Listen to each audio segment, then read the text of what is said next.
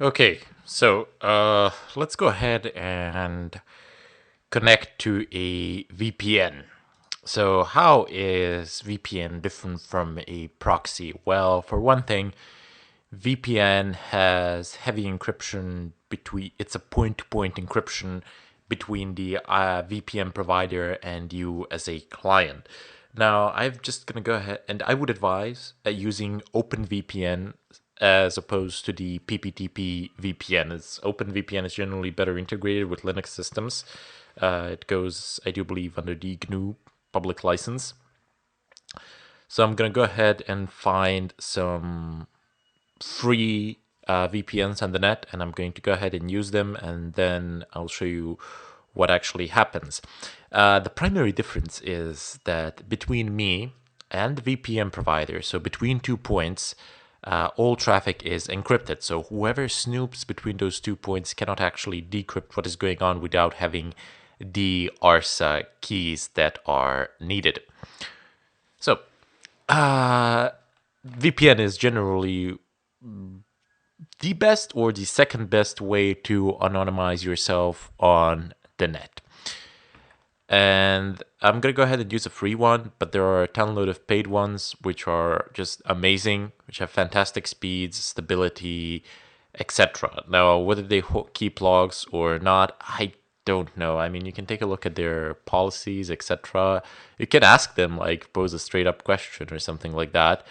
But there really is no guarantee because you have no way of knowing what the person on the other end is doing. So let's go ahead and type in DNF search open VPN. You can do this through the network manager in the GUI, but I don't really care much for that. I generally prefer to do things through the terminal. So what you need is a open VPN. Here, this is a client, so DNF install OpenVPN. I don't need the x86-64. That's gonna be placed there by default. You just need to type in actually OpenVPN.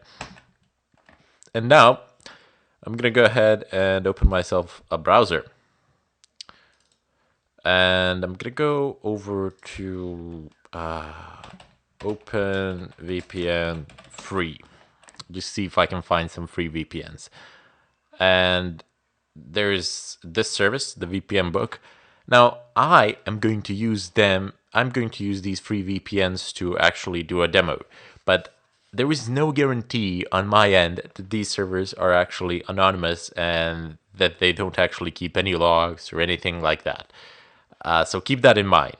I'm just using this as a demo because I don't particularly care at this point in time whether they keep the logs or not because I'm doing a demo. You should care, and I make no guarantees for this service, just so you know. Maybe they do, maybe they don't. I really don't know.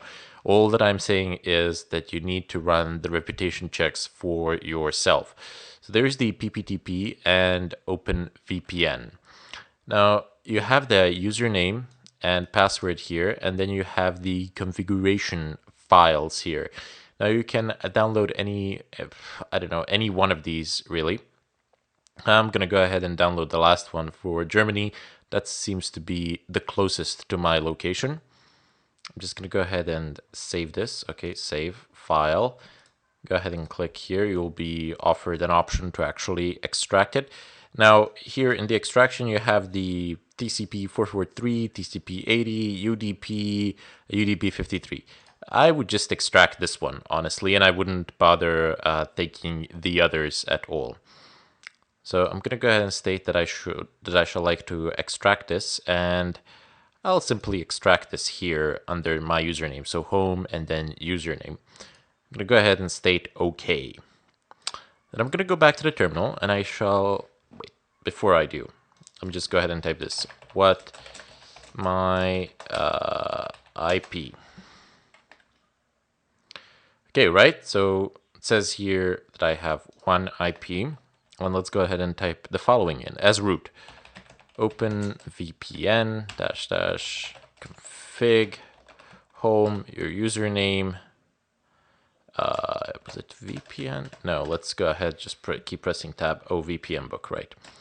So VPN book, and I only have one in there, so I'm just gonna go ahead and use tab completion. I'm gonna press enter. It's gonna ask me for the username. Now I have the username and the password on the other screen, but I've shown you where they are on the website, so it's VPN book. I'm kind of lazy. I'm not gonna type them in. I'm just gonna copy paste both of them. And it's going. Just give it some time. Initialization sequence complete. You are looking for this line. Now just press Ctrl R in your browser to refresh the site. What is my IP? And well, you should actually shut the browser off, but I mean, yeah, you should actually close the browser and close any programs that you have which have open connections, and then reopen them after you have initialized the VPN. But for the sake of the demo, I just want to show you how the IP address changes here. So it says your IP address is 178.162.193.233 in Germany. I can tell you for sure that I'm not actually in Germany. Great place, but I'm not there at the moment, especially during the Oktoberfest. Oh my god. Anyway, it says, what is my IP? And I can guarantee it to you, this is not my IP. This is from the VPN provider. Okay, so this is a very nice way of anonymizing yourself, especially if you have a paid VPN. You are very safe. I mean, if you go to a country where you have bans, etc., you might want to configure your VPN prior to actually entering that country. Because entering a country before you've configured the VPN, it's still doable. It's just a little bit trickier because a lot of the domains where you get the config files for the VPNs are banned, are actually censored. But in any case, this is how you would change it. The encryption between me and this point in Germany exists, and anything in between cannot actually see what I'm doing. So your ISP provider does not know what it is that you are doing on the net. The person that does know what you are doing on the net is the owner of this VPN server. Anyway, gonna bid you farewell here, and in the follow-up tutorials, I will show you how to set up your own VPN server and what the person on the other end can see. Okay, so bid you farewell.